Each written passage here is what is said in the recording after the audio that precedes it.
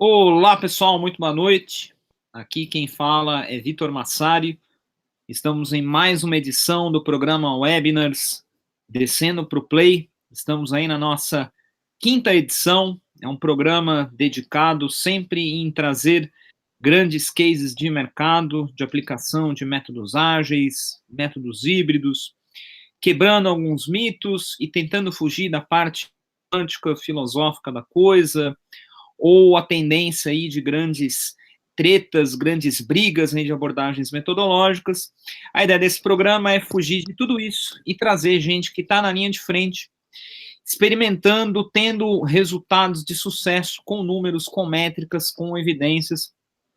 E o tema da nossa noite é um tema muito interessante, porque é um dos grandes mitos que existem, que é a aplicação de método ágil com abordagens SAP, com sistemas SAP. É uma das coisas que eu mais ouço em treinamentos, em eventos, que o SAP é muito fechadinho, ele já tem os procedimentos e tem uma dependência entre os módulos, então sempre tem um porém, né? Eu já defendia que era possível através de uma combinação de uma série de técnicas antes mesmo da própria SAP aí criar a sua abordagem ágil, né? Mas ninguém melhor do que quem está no front para contar um case aí bacana para nós. O nosso convidado da noite é o Hélio Acabani, que trabalha atualmente na SAP e vai trazer um case bem bacana de um cliente aí da SAP, contando toda a narrativa para vocês, contando tanto a parte técnica de como é possível fazer e principalmente com relação aos resultados. Espero que vocês gostem, a todos aí que não conseguiram viajar no feriado, devido aí aos últimos acontecimentos, ou mesmo, né, que não viajariam e aí vão dedicar aí 50 minutos, 60 minutos nos acompanhando em mais uma edição. Com vocês, senhoras e senhores, Hélio Acabani. Hélio, boa noite, a palavra é toda sua. Boa noite, Vitor. Muito obrigado pelo convite. É um prazer participar dessa iniciativa, né? Queria te parabenizar pela iniciativa, que é muito bacana, muito legal mesmo, né? Poder divulgar esses trabalhos aí para a comunidade ágil. Bom, eu trabalho com a SAP, né? Com o sistema da SAP há mais de 20 anos já. Mas na SAP mesmo, trabalho por uns 6 anos, né? E até o ano passado eu estava na área de gerenciamento de projetos. Esse é um projeto que eu entreguei ano passado, e a gente vai... primeiro eu vou fazer uma introdução com relação à metodologia, né, que a SAP usa atualmente, que é o Activate, SAP Activate. Aí depois a gente vai entrar no case, tá? Bom, o SAP Activate é a nova metodologia que a SAP utiliza para a implementação dos projetos, né, da SAP. E o case que a gente vai falar é de uma empresa no ramo de bens de consumo, né? Eles são uma das maiores empresas do Brasil que produzem materiais de limpeza, isso aqui. E a implementação foi do sistema SAP EWM, né? Que é o nosso novo sistema que controla os depósitos, né? Antigamente a gente tinha o WM, que era o Warehouse Management, e agora o SAP EWM está substituindo ele, né? Uma nova versão. E falando da metodologia, a metodologia nasceu de uma necessidade que a SAP viu, né, dos clientes. Os clientes queriam fazer os projetos cada vez mais curtos, né, e reduzir os custos. Então, ter o time to value que a gente sempre fala, né, ter logo o valor e com menos custos nos projetos. Sair daquela abordagem de Big Bang, né, que é aquela abordagem que você só entrega no final do projeto, para uma abordagem incremental, ágil, né, com entregas incrementais, até mesmo nas releases ou nas sprints, tá? E ter a flexibilidade de escolha, né? Antigamente, projetos SAP eram basicamente em ambiente on-premise, né, que a gente chama não no data center do cliente, assim por diante, né? E agora não, ele pode escolher se ele quer implementar cloud, se ele quer fazer uma implementação on-premise mais tradicional, ou se ele quer um ambiente híbrido, ou mesmo trabalhar com mobile, né? Então, com a necessidade do negócio, a expectativa de mudança que o negócio levantou, a SAP criou a metodologia que a gente chama de SAP Activate, que é a novo framework para implementação de projetos, né? Então, A gente diz que ele serve tanto para novas implementações, né, quem não tem SAP ainda, ou quem tem um sistema muito defasado e quer implementar o sistema, o nosso novo ERP, né, que é o S/4HANA. Quem quer fazer uma conversão, quem tem o sistema atual, né, hoje a gente tem muitos clientes que têm o ECC, quem quer converter dessa forma, uma conversão técnica, né, o Activate também consegue. A metodologia também tem o guia, né, para fazer a conversão de sistemas, né, que é uma conversão mais técnica, ou mesmo quem quer fazer um Landscape Transformation. O que é isso? São empresas que estão na versão anterior, não estão no S4 ainda, né, no S4HANA, eles estão no ECC, mas querem fazer só uma parte da empresa, uma company code, né, uma planta só, indo para S4, não todas as company codes, todas as plantas da empresa, então ele consegue fatiar e colocar, ou ao contrário, né, ele quer consolidar todas as empresas e colocar no S4HANA, ou mesmo, a gente chama de módulos, né, módulo financeiro, por exemplo, ele quer só levar o módulo financeiro para S4HANA, o módulo de logística, de produção, ele quer continuar no antigo. Então, ele tem essa opção, né, de fazer pelo Landscape Transformation, e todas elas têm a metodologia do SAP Activate, ela atende a todos esses tipos de projetos, tá? A gente diz que temos os 3 pilares aqui, né, que são as melhores práticas. As melhores práticas, por quê? Porque a SAP já implementa projetos há mais de 40 anos, então ela tem práticas já, né, que ela adotou e aprendeu com todos os projetos. Guided Configuration é uma funcionalidade mais para o S/4HANA, né, especialmente para Cloud, que você tem uma configuração guiada mais fácil, né, e a gente diz até que muitas vezes os próprios usuários, key users, conseguem fazer a configuração, e a metodologia, né, que é o terceiro pilar, que é o próprio SAP Activate, tá? Então, continuando aqui, esse slide, a mensagem principal que ela quer passar aqui é que o SAP Activate é uma metodologia que vai substituir todas as metodologias anteriores da SAP. A SAP 8, o SAP Launch, que era uma metodologia que era voltada mais para a nuvem, né, também vai ser substituída pelo Activate, e até aqui, metodologias que não existiam, né, para System Conversion, Landscape Transformation, o SAP Activate provê a metodologia. Então, o principal recado aqui, a mensagem aqui, é saber que o SAP Activate é a nova metodologia que substitui todas as metodologias anteriores da SAP, tá?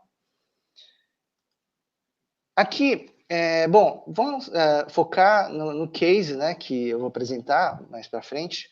O case foi o SAP EWM, né, que controla os depósitos. Foi on-premise, não foi cloud, então eu vou me focar no escopo do que foi o case, né? Lógico que o SAP Activate pode trabalhar com outras, né? Como já disse, ele pode ser utilizado para fazer implementação cloud e assim por diante, né? Mas no nosso caso aqui, nosso case foi uma implementação on-premise, mas os passos, né, que a gente tem mesmo no on-premise para cloud são muito parecidos, tá? Pelo menos o projeto em si, a sequência é a mesma, né? Cloud é um pouco diferente, porque você tem na nuvem, né, os ambientes. Aqui não, a gente tem que preparar aqui o ambiente, né? Provisionar na nuvem, não, né? Aqui a gente tem que ter um ambiente mesmo on-premise, né? No caso, foi no data center do cliente. Mas aqui também a gente tem, antes de começar a fase de prepare, uma fase chamada de discovery, né? Que é um pré-projeto. Nesse caso aqui, nesse projeto, a gente não teve a fase de discovery, porque ela foi feita anteriormente pela SAP, né, pelo pessoal de soluções e tudo mais. Então, a gente já começou o projeto na fase de prepare, tá?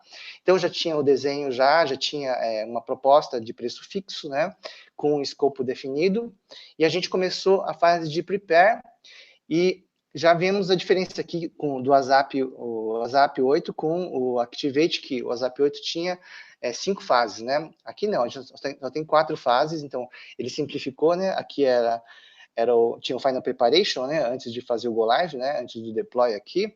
Então, essa fase do Final Preparation, a preparação final, uma parte ficou junto com a realização e outra parte ficou dentro do deploy, né? E o que a gente faz nessas fases, né? Na fase de prepare, então a gente prepara o setup do projeto, que é preparar aquela documentação, project charter, plano de gerenciamento do projeto, né? Mas o Project Charter já é mais simples, né? Porque é um Project Charter ágil. A gente faz aqui, checa, né? Qual o roadmap e qual approach que vai ser para o projeto. Então, a gente já recebeu as informações lá, né? Do Discovery. Então, a gente já sabe onde está o valor, quais são os processos que o cliente tem e tudo mais. E aí, a gente baixa, né? Bom, no S4HANA já está, né, tá dentro dele, né, todas as best practices, mas quando a gente, por exemplo, nesse projeto a gente implementou o EWM, a gente baixa, né, do site da SAP as best practices, e aí começa o projeto mesmo, né, faz uma configuração, uma ativação da solução e uma configuração rápida, né, para adequar o sistema à necessidade do cliente, tá? Então, daí a gente já entra na fase de Explore. Então, o grande pulo do gato aqui é que a gente não começa do zero, a gente sempre começa com as melhores práticas, né? Então, a gente já começa com alguma coisa pré-configurada, né? No nosso caso aqui, a gente usou um RDS, né? O RDS é justamente essas melhores práticas pré-configuradas, porque na época da venda que foi vendido o projeto, a gente não falava muito ainda em Model Company, né? Agora não, as melhores práticas já estão encapsuladas nas Model Companies, né? Uma Model Company que podia ter sido usado na época é uma Model Company de Logistic Execution, que é para a linha de negócio, né? Mas na época, como a gente ainda estava muito cru, né, no Model Company e o RDS já estava sendo usado para o EWM, então o que a gente fez foi usar as best practices, né, do RDS do EWM, tá? E aí a gente não parte do zero, a gente já tem uma solução, né, pronta, com muita coisa pronta, a gente faz uma configuração para adequar a realidade do cliente, né, os processos do cliente, e a gente começa com essa outra caixinha que é o Solution Fit Gap. A gente chama isso aqui também de Workshop A, né? No Workshop A, ou no Workshop de Solution Fit Gap, eu vou explicar mais detalhes na frente, mas basicamente o que a gente faz aqui é mostrar o sistema, né? E aí o cliente vê o que o sistema faz e aponta os gaps, né? O que é um delta ou um gap, né? Um gap é realmente uma coisa que o sistema não faz, que vai ter que ser desenvolvido, ou um delta, né? Uma configuração mais simples, alguma coisa assim, que o sistema, da forma standard, não atende, né? Então, o cliente no caso, é o dono do produto, né? Lembrando que a gente está usando o método ágil, então, o dono do produto assiste as demonstrações, né, o workshop, e aí aponta quais são os gaps e os deltas, né? E aí pode ocorrer várias apresentações, né, vários workshops, até que a gente consegue montar o backlog do produto, né, que tem todos os gaps, todos os deltas, né? O que a gente faz nessa hora é justamente priorizar e partir para o workshop B. Como a gente parte para o workshop B? Primeiro a gente cria os protótipos do que a gente entendeu que são gaps e deltas, né? Que já está priorizado na lista lá do Product Backlog, né? O backlog do produto. E aí a gente mostra para o dono do produto de novo. A gente mostra o protótipo que a gente fez. Muitas vezes a gente consegue até ser uma coisa mais simples, configurar o sistema já, né? O próprio SAP a gente configura e já mostra a solução do sistema mesmo. Em outros casos, quando o gap é mais complexo, né, a gente monta mockup, monta apresentações, né, PPTs, mostrando como vai ficar a tela, para o cliente poder, para o dono do produto poder ver e entender o que ele vai receber, né. Aí ele entende entende que realmente aquilo que ele precisa, o gap foi entendido, isso vira parte de documentação. Como a gente já partiu de best practices lá, a gente já tinha alguns processos, né, documentados, fluxos, né, então o que o consultor faz nessa hora? Ele vai, atualiza os fluxos, atualiza a documentação, porque projeto com Agile não quer dizer projeto sem documentos, né, sem documentação. Então, o que a gente tem é uma documentação um pouco diferente, né, nesse caso, os próprios protótipos, os mockups, são parte da documentação, né. E aí, com essa documentação atualizada, a gente tem o Delta Backlog, que é a lista, né, final, com o backlog de produto, e aí a gente começa a realização. Na realização, é muito parecido, né? A gente vai usar as sprints, o Scrum e tudo mais. Então, o que a gente tem aqui? Tem as sprints e demonstrações, né? Eu vou explicar melhor lá para frente, mas são sprints e demonstrações. Ao final de cada sprint tem a sprint demo, né? E aí, terminando essas várias iterações aqui de sprints, no final a gente tem um end-to-end test, que a gente chamava antigamente, mas continua chamando de testes integrados, né? Então, a gente faz a sessão de testes integrados e prepara isso aqui para ir para a produção. Então, a gente faz o setup das operações, vê se está tudo o readiness check, né, que é checar se está a prontidão das equipes, dos sistemas e tudo mais. Faz o cutover, como a gente fazia antigamente, né, dados mestres e são carregados para a produção e tudo mais, para fazer o Go Live, tá? Esse é o cenário que foi desse projeto, foi um Big Bang, né? Então, a gente teve esse cenário aqui, fizemos o Go Live e depois tem um período de suporte, tá? Então, num cenário on-premise, basicamente são esses os passos que a gente executa, tá? Agora, como é que é isso em termos de cronograma, né? Nesse cliente, a gente foi até só esse release 1, porque a gente teve só um Go Live, né? A gente não teve o release 2, né? A gente fez o deployment, depois o suporte acabou. Mas exatamente isso, né? O que acontece? A gente iniciou o projeto, preparamos o baseline, né? Preparamos com as best practices, preparamos o ambiente e fizemos os workshop A e B para, no final disso, ter o backlog do produto, tá? Que é o escopo final que a gente vai entregar. E aí, com as sprints, né, a gente vai entregando cada pedacinho, né, desse backlog. E esse backlog é sempre priorizado, né? Então, o que é must, o que é should, o que é could e o que é would, né? Primeiro, o must, o que é necessário mesmo, e depois a lista de desejos fica no final. Então, quando a gente vai fazendo as sprints, primeiro a gente começa a entregar as funções mais necessárias, são as mais importantes, né? Ou que são pré-requisitos para as outras, tá?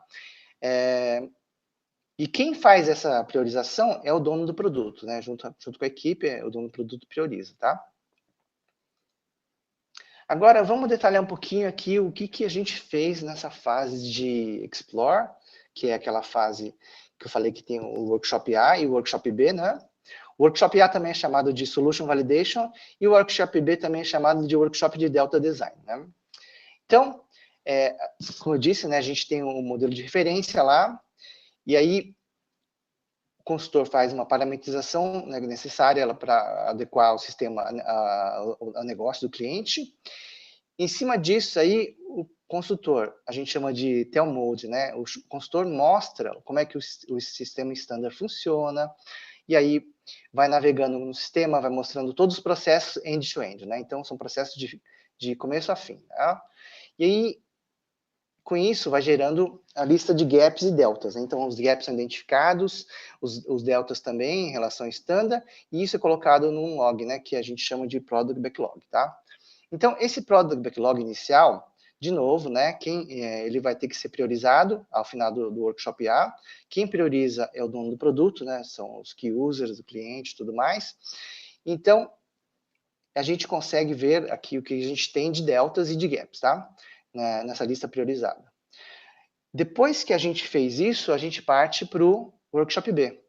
A primeira coisa que a gente faz é preparar os protótipos para atender cada uma dessas linhas, né, que são os requerimentos do cliente, né, as user stories, tá? Então, a gente prepara, começando sempre pelo must, indo para o would, né, para a lista de desejos, mas primeiro começando pelo que é necessário, aqui mais importante. Então, a gente prepara os protótipos, e depois que a gente terminou de preparar os protótipos, a gente mostra para o dono do produto, né, para os key users, os protótipos, tá? E até eles aceitarem, entenderem que o protótipo atende o que eles querem.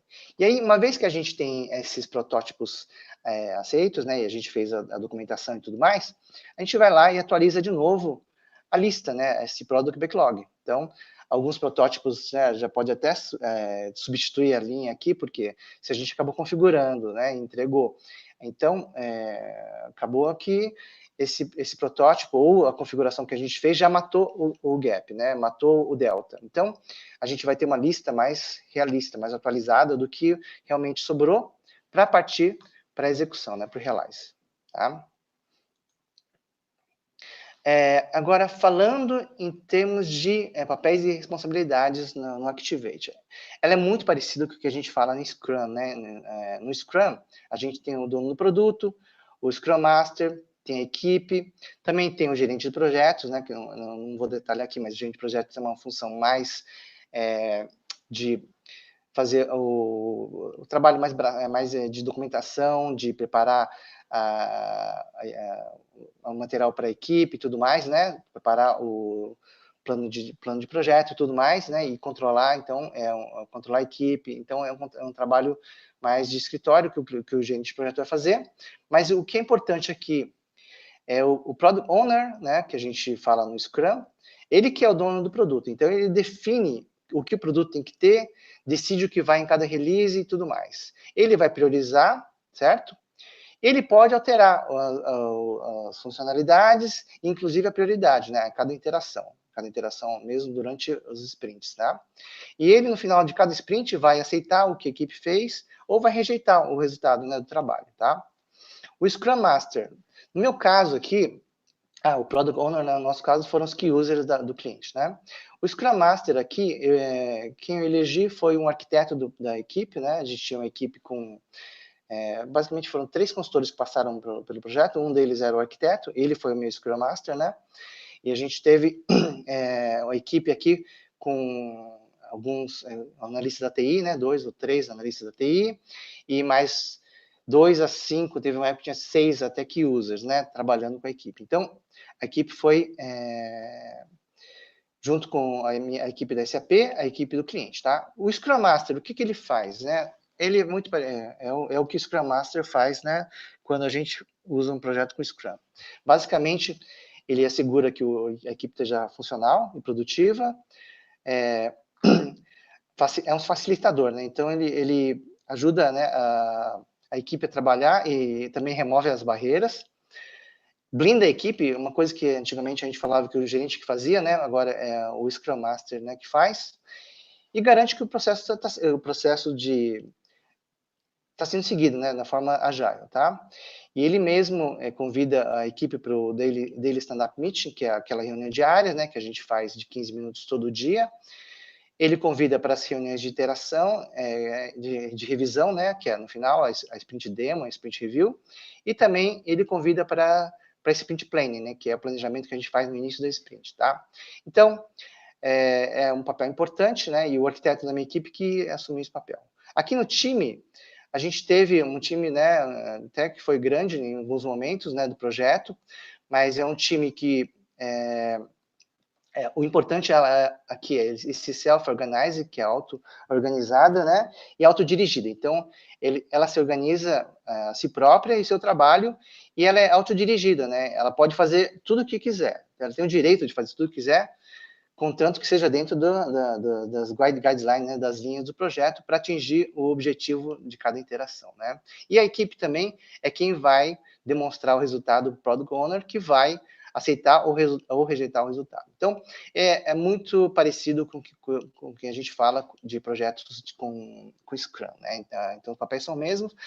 No meu caso, eu fui o gerente de projetos, né, e também fui o Agile Coach. Por quê? Porque a equipe não estava familiarizada com métodos ágeis e tudo mais, e é uma equipe que ainda não tinha usado o Activate, né? Então, eu fiz o papel do Agile Coach, né? Então, basicamente, esses são os papéis que a gente tem, né, dentro da SAP Activate.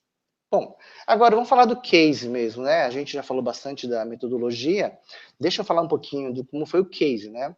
É um case que teve muita inovação tecnológica, foi a primeira vez que a SAP, dentro do EWM, utilizou o MFS com a funcionalidade total, que é o MFS, ela controla, Material Flow System, né? Ela controla o fluxo de materiais em cima das esteiras, né? Então, ela controla de forma bem standard, tá? Com pouca customização, pouca configuração, pouco desenvolvimento, como a esteira vai trabalhar com os pallets, né? Os pallets são as unidades que a SAP controla e que estão indo para o depósito, né?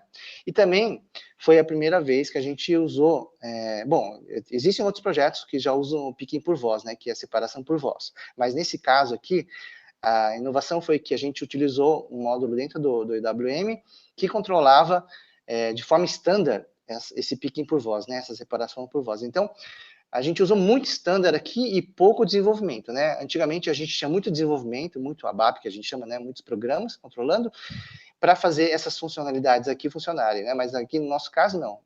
A gente fez rápido, por quê? Porque usamos muito standard, e aí o cliente teve essa vantagem, né? De usar uma solução bem padrão, né? Da SAP, tá? Então, aqui no caso da esteira, o parceiro foi a Dematic, e no caso do picking por voz, aqui o parceiro foi o Vucolet Honeywell, né? Tá? Agora, falando das fases, né? Na fase de prepare, a primeira coisa que a gente fez quando chegou no projeto é fazer um mindset ágil na equipe, né? Então, colocamos lá na parede do projeto, na sala do projeto, no War Room, o manifesto ágil, a gente colocou os papéis e responsabilidades, né? Bem claro o que cada um tinha que fazer, né? Desde o dono do produto até o Scrum Master e a equipe, né? A gente explicou para eles o que era a Daily Meeting, aquela reunião de 15 minutos diária, né? A gente fez todo dia aqui, das 11h45 ao meio-dia, né? Então, a equipe, meio-dia, 11h45, ela começava a reunião e meio-dia ela tinha que terminar, né?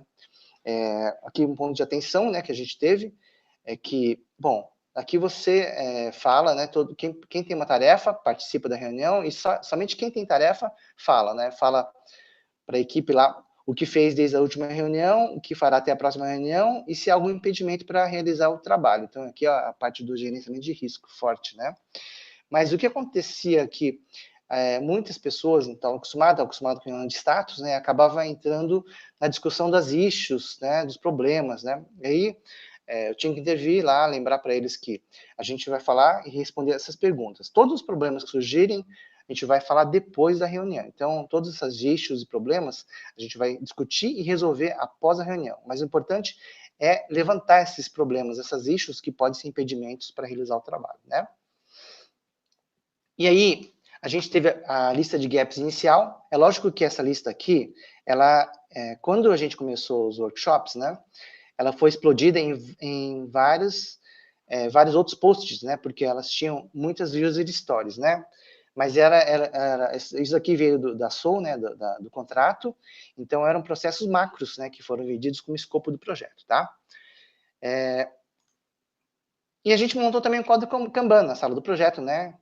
Para a gente colocar aqui justamente os posts, né? E avançando até a entrega, né? Até a finalização, tá? Bom, como eu disse, né, terminando a fase de Prepare, a gente começou a fase de Explore. Na fase de Explore, o que a gente fez?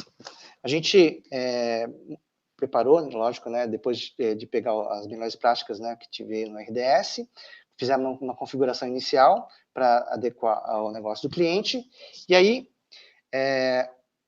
entramos no sistema. Então, o cliente navegou com a gente, né, no sistema e viu como era o sistema que ele ia usar, né? Então, o nosso consultor aqui explicava, desenhava, né, os processos, explicando, e também dentro do sistema como é que funcionava, e aí você já vem aqui que aqueles post-its, né, alguns desapareceram, mas eles foram explodindo em outros aqui, então foi ficando bem claro o que tinha, né, de user stories aqui no projeto, tá?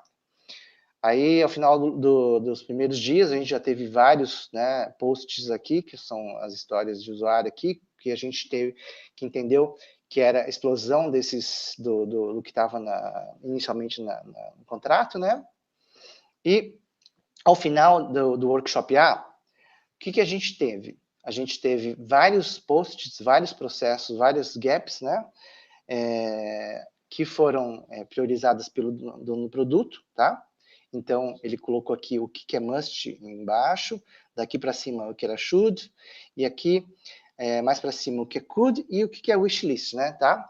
Alguns subprojetos surgiram que eram fora do nosso projeto do EWM, né, mas que seriam necessários ser executados pelo cliente para poder realizar o projeto. E aqui a gente já achou alguns processos, alguns requerimentos que estavam fora do escopo, que não estavam contemplados no contrato, né, que foi um contrato de preço fechado, e que a gente viu logo de cara, olha, você tem processos aqui que não estão contemplados no escopo, então já são gaps, ou deltas, né, que estão fora do escopo do projeto, tá? E aí, o que a gente fez? A gente colocou esse product backlog, né, o backlog do produto, do lado do quadro Kanban, tá? Porque a gente ia começar aí o projeto, começar a executar ele, né? E partimos para a prototipação, que era o início daquela fase para o Workshop B, né? Então, no Workshop A, a gente mostrou o standard e entendemos o que tinha de requerimentos e também que eram gaps, né, ou deltas, tudo que o standard não atendia, e passamos aí para criar os protótipos para tudo que estava no escopo, né? E aí, para não precisar levar todos os posts da sala do projeto para a sala onde fizemos o Workshop B, a gente levou os posts, né, no PowerPoint. Daí, explicamos todos os posts, um por um, a gente foi explicando o que era e como ia funcionar no sistema, né, o fluxo e tudo mais. Então, a gente mostrou no sistema como que iria funcionar, alguns, né, que mesmo nesse caso, a gente conseguiu configurar, então já estava fazendo a solução para o cliente durante a fase de Explore, né? Alguns não, alguns a gente teve que fazer mockups, né? Então, mas o que a gente conseguiu configurar, já configuramos e já mostramos para o cliente como é que ia ficar dentro do SAP, tá? Então, mas a gente chegou a montar aqui, o cliente montou, né, esse mockup aqui para mostrar como é que ia funcionar os pallets aqui no depósito, tudo mais, né? E aí, ao final do Workshop B, a gente teve aí a lista atualizada, né, com todo o backlog do produto, né, com must, os shoulds, os coulds e os woulds, né, a lista de desejos, e aqui embaixo, na parte de baixo, o que é realmente mais importante, né? Alguns subprojetos ainda, né, que ficaram pendentes lá, e o que estava fora do escopo, que aumentou um pouco a lista, né, do fora do escopo, porque eram coisas que não estavam contempladas no contrato inicial, que foi vendido no preço fechado do projeto, né. Aí eu vou explicar mais para frente, mas isso que era fora do escopo que a gente descobriu aqui no final do Workshop B, acabou virando uma change request, né? Por quê? Porque a gente tentou fazer alguns exercícios, né, de trocar algumas coisas que são shoulds, né, ou que são coulds. Coulds, na verdade, a gente não tinha nenhum, né, mas que podiam ser trocadas pelo que o que era o gap aqui que ficou como change request, né? Então, essas que estavam fora do escopo. Então, a gente tentou fazer exercício de trocar um pelo outro, mas no final, o cliente entendeu que todas as funcionalidades eram necessárias, né, e eram essenciais, e ele queria também essas funcionalidades que estavam fora do escopo. Isso aqui acabou entrando numa change request que eu vou explicar mais para frente, tá? Bom, uma vez que a gente tinha todas as funcionalidades lá, o que a gente fez? A gente estimou, né? Criamos lá os story points para cada um dos requerimentos. Cada post desse aqui ganhou a sua estimativa de duração em termos de story points, né? Que são uma medida de duração dentro do Agile, né? Do Scrum. Aí colocamos aqui as sprints, né? O que cabia em cada sprint, né? As sprints foram basicamente de 3 semanas. Teve uma sprint mais longa no final, que a gente teve que fazer de um mês, mas era a sprint da change request. E aqui a gente fez as sprints, tal. E aí, no início a gente tinha uma sprint zero, que a gente chamou de Spike, né? Que a gente queria testar um risco do projeto que a gente achou que a metodologia ágil não estava aderente para esse projeto, porque as equipes não estavam acostumadas, né, a usar o Activate, então a gente resolveu fazer uma sprint zero, que a gente chamou de Spike de risco, né? A Spike, como vocês sabem, né, ela pode ser de risco ou de arquitetura. Quando ela é de arquitetura, é um Spike que visa testar uma tecnologia, uma arquitetura que pode ser que não funcione, né? Então, é uma prova de conceito que a gente faz, né? Então, mas no nosso caso não foi isso. No nosso caso foi um risco que a gente achou que a metodologia não ia ser aderente para esse projeto, então a gente resolveu fazer um Spike, um sprint mais curto, na verdade, né? Para testar, para ver se a equipe ia conseguir trabalhar, né? E aqui no início a gente tinha até sprint 0 e sprint 3, né? Teve um detalhe aqui, que eu vou falar mais para frente, mas que o Picking por Voz, a gente não conseguiu fazer o workshop A e B junto, porque ia vir um consultor de fora, um consultor internacional, para fazer o workshop A e B, né? Porque era uma solução inovadora e a gente não tinha o conhecimento técnico total ainda da solução, né? Então, veio um consultor de fora, da SAP, consultor da SAP Internacional, né? E ele fez o workshop. Então, aí acabou que um dos requerimentos aqui, originais do contrato, explodiu em vários requerimentos, e a gente teve que colocar, e apareceu mais uma sprint, né? Mas isso aí estava previsto no contrato, né? Então não foi nenhuma change request. A change request mesmo foi aquele bloquinho lá, que era de fora do projeto, né? Tá? Bom, então a gente começou o projeto com a Spike 0, que eu falei, a Sprint 0, né, com a Spike de risco. No começo a gente fez aí o Sprint Planning, né, a parte 1 com o dono do produto explicando para a equipe o que era, que esperava, né, desses requerimentos, a equipe entendendo, então ela fez a definição de dono, né, definição de pronto, tá?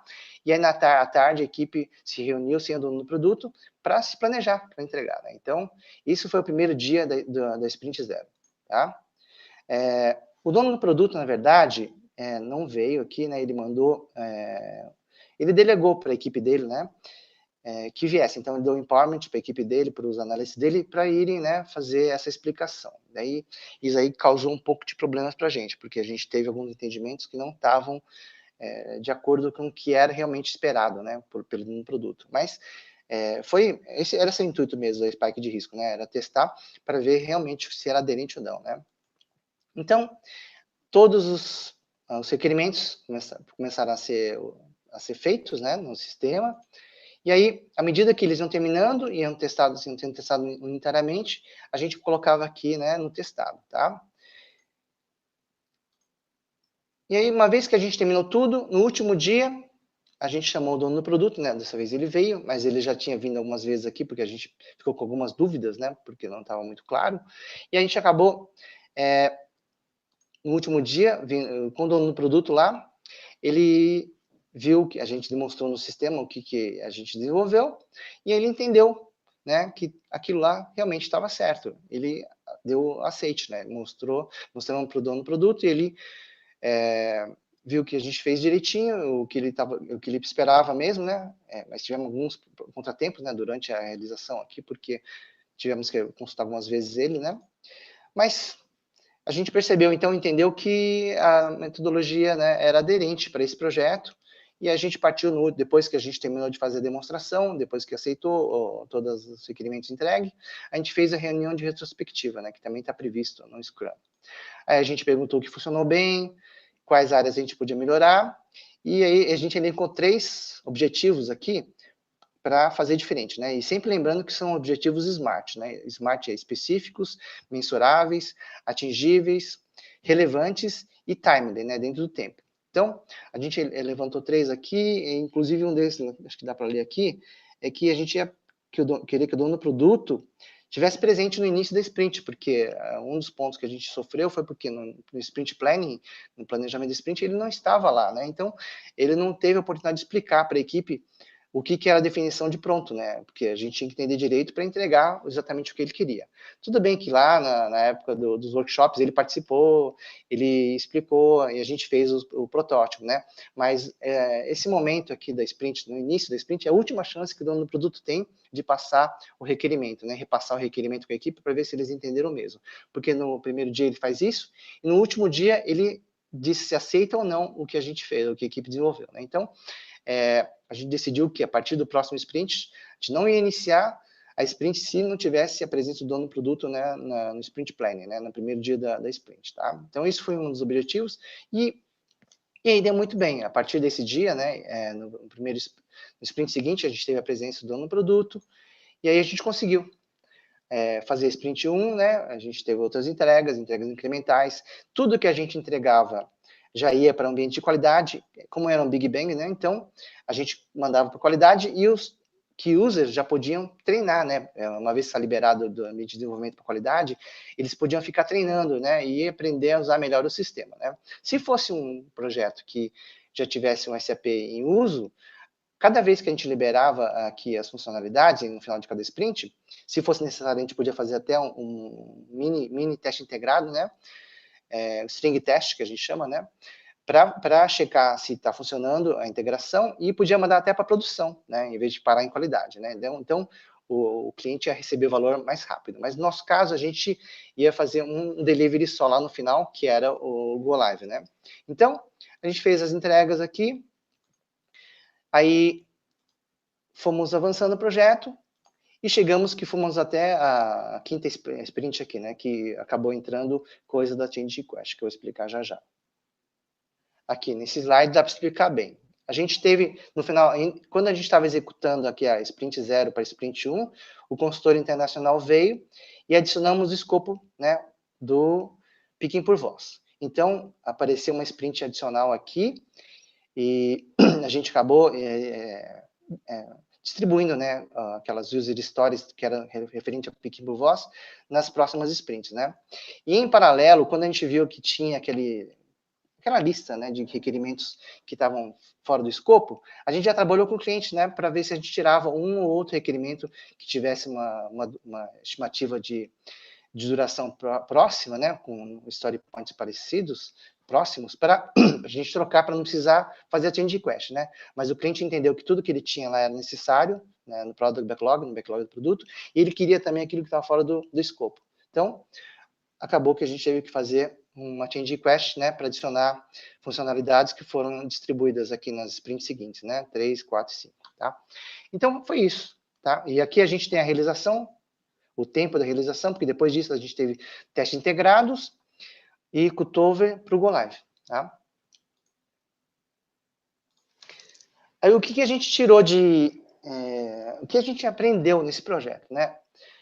A gente entendeu que a metodologia SAP Activate, nesse projeto, permitiu entregas aí consistentes, mais rápidas, né? Na verdade, se já tivesse um sistema produtivo, a gente podia ter, a cada final de sprint, a gente podia ter mandado coisa para a produção, então o valor ia chegar mais rápido para o negócio, né? A complexidade ficou mais reduzida, porque a gente conseguiu fatiar o bolo aí, né? E melhorar a qualidade do projeto. O ponto mais importante aqui é que eu falo aqui do fast failure, né? Por quê? Porque como a gente fez o protótipo, fez aí as sprints, entregava para o cliente.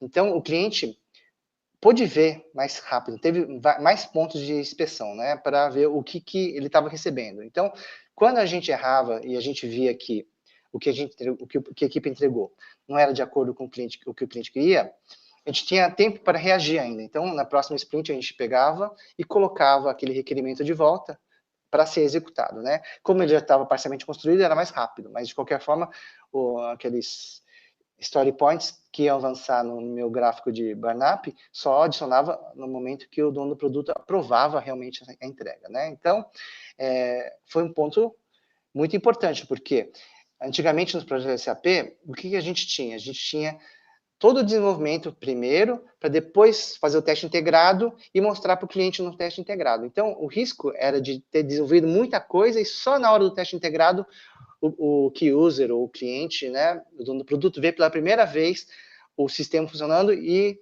dizer que não é aquilo que ele queria.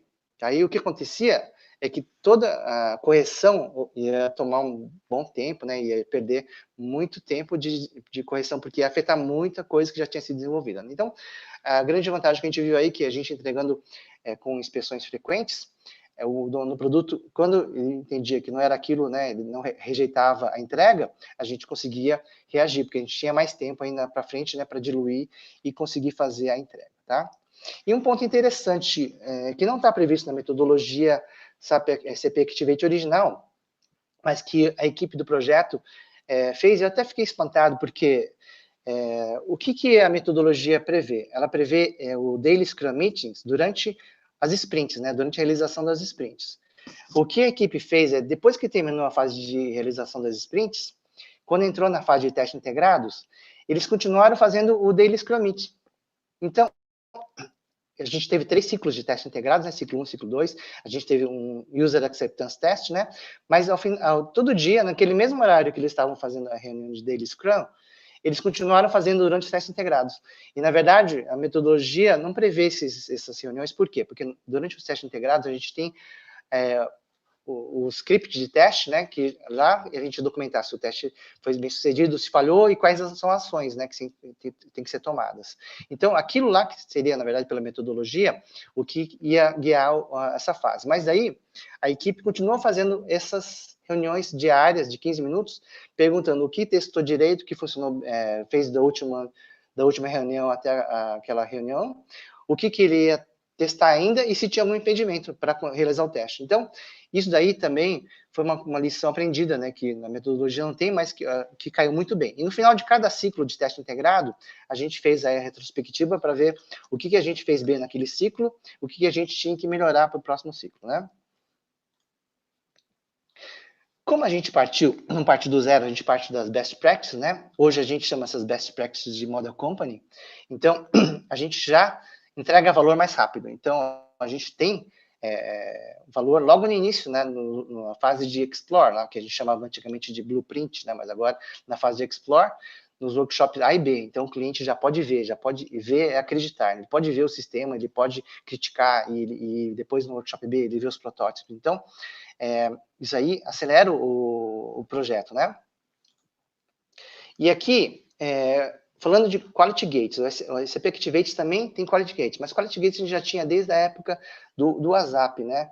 Os Quality Gates nos projetos aí, a gente fala, que já tinha desde a época do WhatsApp, são aqueles processos formais que a gente executa basicamente nos milestones, nos marcos de fim de fase de projeto. Então, no final de cada fase de projeto, a gente faz aí a reunião de Quality Gate, e nessas reuniões aí, a gente garante a qualidade, porque a gente verifica se o aceite das principais entregas foram feitas, a gente faz um checklist, a gente vê se todas as ações da fase também foram realizadas de acordo com as melhores práticas da SAP. Então, isso aí é muito importante, pois dá uma visibilidade bem antecipada dos potenciais riscos do projeto e dos problemas também que o projeto pode ter, e que ajuda aí a mitigar os riscos e a orientar a entrega de valor para o cliente, né? E com isso, a gente evita aí a insatisfação do cliente e também melhora a transparência do projeto.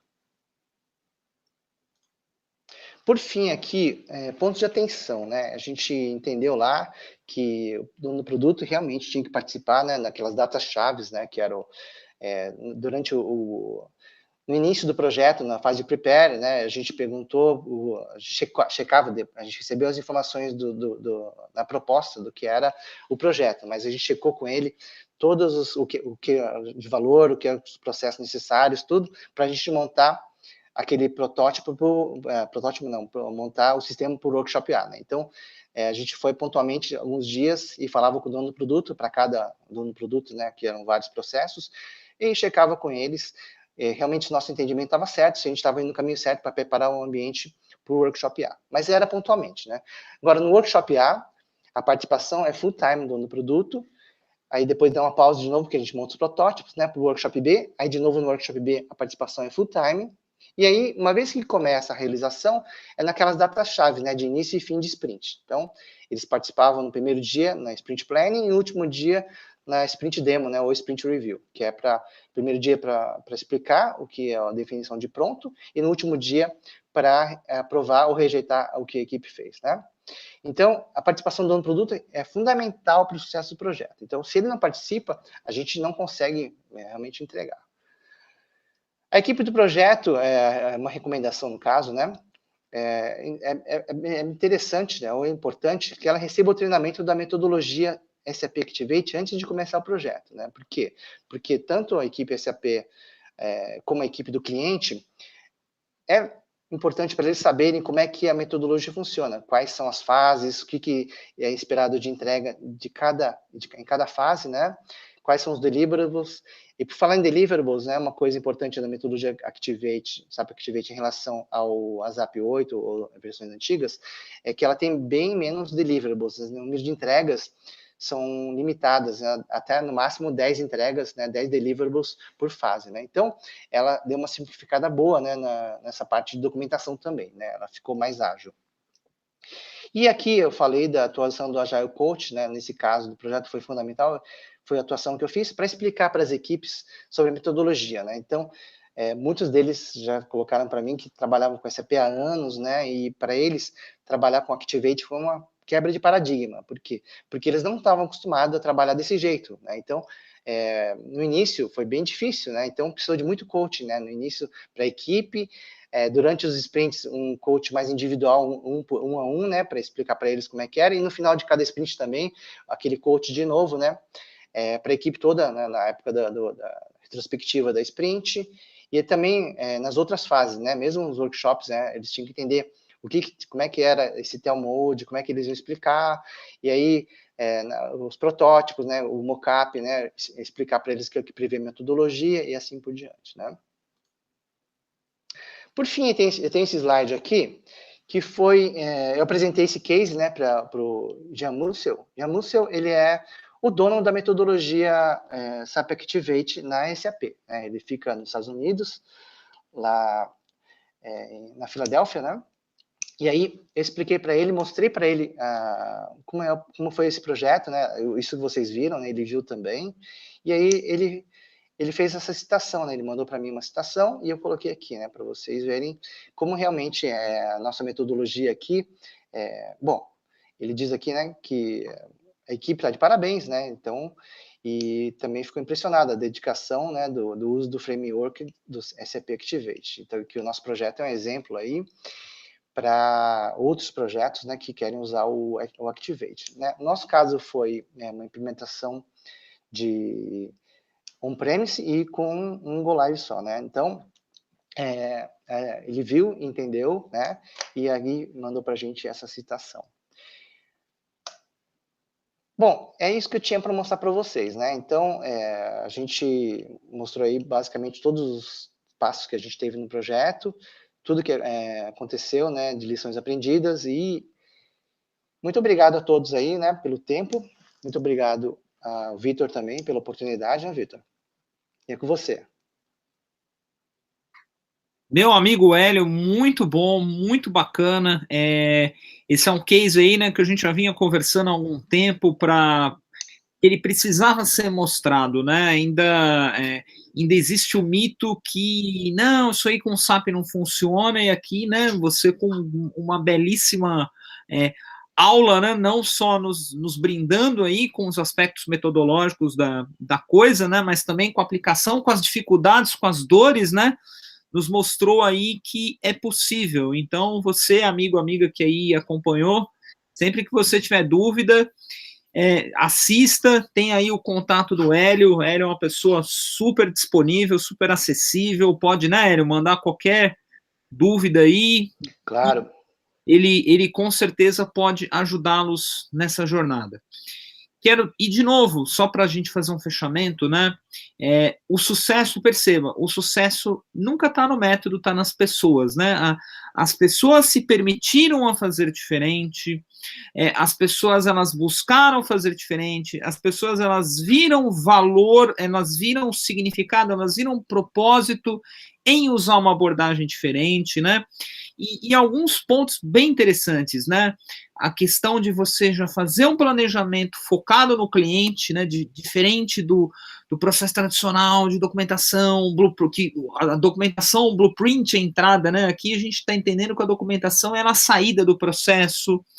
A questão de change, né, num escopo de fixed price, né, que na verdade é uma vaca sagrada, né, fechou o preço, fechou o escopo, você não pode mudar mais nada, e aqui vocês negociaram, tentaram fazer trocas, quando não teve troca, foi uma change request acordada, os gráficos burn-up deram visibilidade a isso, então, assim, mas de novo, as ferramentas elas só serviram de apoio, né, isso só foi possível graças, novamente, às pessoas a se permitirem buscarem novas formas mais enxutas, formas mais colaborativas de trabalho.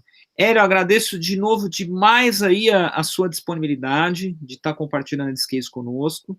Quero agradecer todos vocês, casa bastante cheia hoje aqui, né, numa véspera de feriado, nós tivemos um adiamento, era para ter sido na segunda-feira, por um problema de agenda, inclusive por uma desorganização minha, a gente acabou adiando para hoje, né, e mesmo assim com um público cheio. Espero que vocês tenham gostado, continuem aí acompanhando o nosso canal, é só ir lá, dar um like, curtir, seguir o canal, essa já é a 5ª apresentação, nós temos uma apresentação por mês, tudo bem? Na próxima teremos aí mais um convidado, a definição do convidado e também da data, fiquem atentos aí, tanto no canal quanto nas minhas redes sociais, né, Vitor Massari. Geralmente entre a última e penúltima semana do mês. Eu não defini uma data ainda certa, né, porque nós temos aí disponibilidade do palestrante e também tentando conciliar com datas que não coincidam com eventos, partidas de futebol. Agora junho vai ser um desafio, né, por conta da Copa do Mundo, né? Mas, novamente, Hélio, meu muito obrigado a você, meu muito obrigado a vocês, um ótimo feriado a todos. Se entrou no meio do caminho, não se preocupe, esse link ele vai ficar ad eternum lá no nosso canal no YouTube. Aproveita também, assista aí se tiver um tempinho durante o feriado, assista os nossos outros vídeos, outros grandes especialistas, executivos, trazendo bastante case bacana. Temos que falar menos sobre métodos, defesas, bandeiras, rótulos, ideologias e mais sobre resultados. Esse é o propósito do nosso canal, programa Webinars Descendo para o Play. Meu muito obrigado a todos, uma ótima noite a todos e até a edição do mês que vem.